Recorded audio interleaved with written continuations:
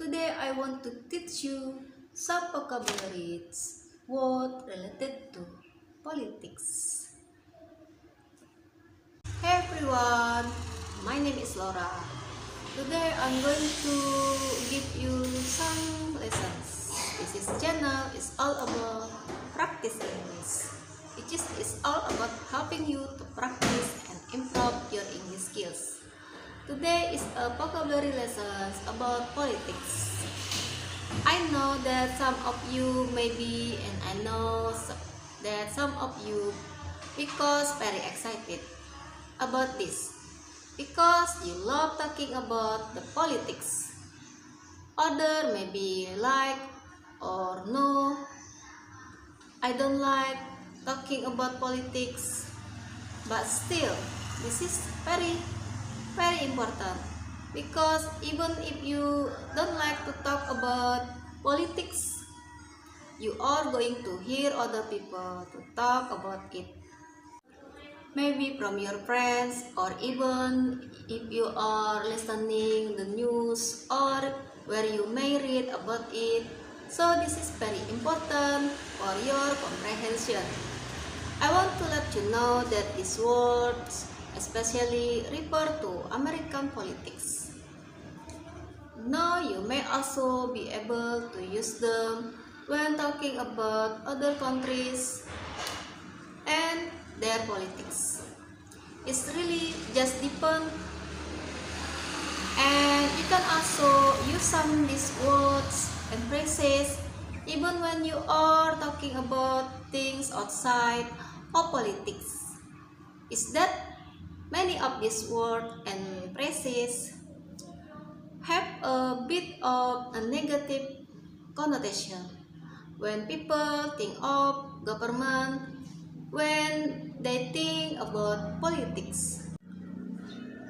Many people have a negative view. Oftentimes, they may view it as a necessary evil. And that's the first expression and phrase that I want to talk to you about when talking about government. People may say that it's a necessary evil, and it kinds of means exactly what it says. People don't like governments. Maybe they don't agree with everything. Many people have a negative view. Oftentimes they may view it as a necessary evil. And that's the first expression and phrase that I want to talk to you about when talking about government. People may say that it's a necessary evil, and it kind of means exactly what it says. If people don't like governments, maybe they don't agree with everything. Maybe they don't agree with it. All of the laws that are being passed, and they might just describe it in the extreme case as evil, but it's a necessary evil. It's important you must have it, because if you don't have government, then the alternative is much worse. So people might describe it and say, you know it's a necessary evil. You can also use this expression to describe other things as well.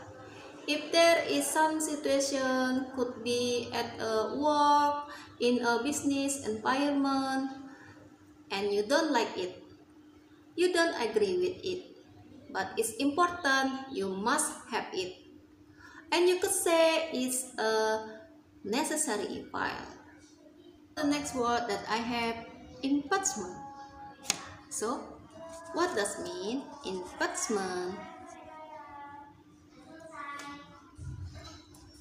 This is a serious change, public official, for some misconduct. And that misconduct, it may be criminal. It may not be criminal, it could just be some unethical behavior.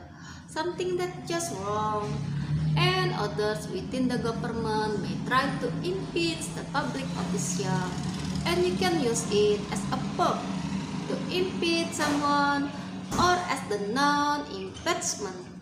Again, it's a serious change because if someone is impeached, then they may remove from public office.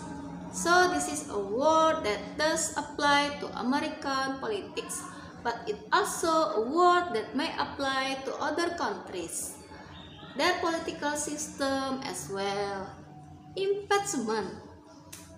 Impeachment is a serious change again the public official for misconduct. And then we have quid pro quo. And quid pro quo, it means that you are giving something in exchange for something else. And when I say I'm talking about something of value, so it could be giving something in an exchange for money, perhaps in exchange for information. There is some kind of transaction there, and it's a quid pro quo.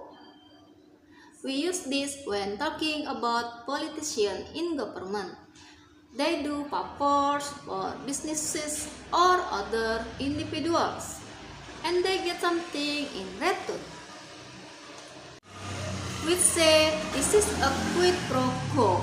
Again, this is another expression that you can use outside of politics. If you're talking about something in exchange for something else, let me give you example.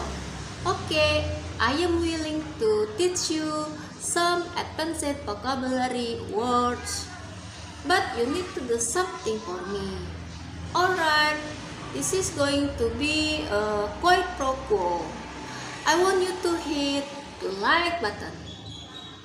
You do for me, and I will continue teaching you some vocabulary words. It's like quid pro quo. Then I have a word that I think many of you may already know, but when talking about politics and government, it is something that is so important, and that is compromise. What it means is to work together in order to reach an agreement. For example, if somebody has this position right here, this is they want, and the other person has this position, you kind of need to work together, and you need to meet in the middle so that work can get done. People need to compromise. Politicians need to compromise, and unfortunately, especially in American politics, it seems like fewer and fewer politicians are willing to compromise and work with other people. They just, this is what I want, if you don't give it to me, well then nothing will get done. This is one example as to why people might refer to government as being a bit evil. Because people don't compromise, they don't get things done. But still, it's a necessary evil. And again, this word that you can use in so many different situations. At home or at work, if you have people who disagree about some issues or some situation, and then they need to compromise, they need some sort of agreement. Then we have a leak. Often it uses a verb to leak something, and that something is referring to secret information, and you make it now public. It's generally known among everyone. You are leaking this information. It happens in politics, but it can also happen in business. If a company has some secret information, they don't want the public to know about it. that information. Maybe be leaked by somebody inside. Generally speaking, leaking information may be criminal. It's not something that I think many people want to happen because they want to believe that government and business are acting appropriately. But if somebody inside feels that, okay, this is wrong, this is maybe a leak information,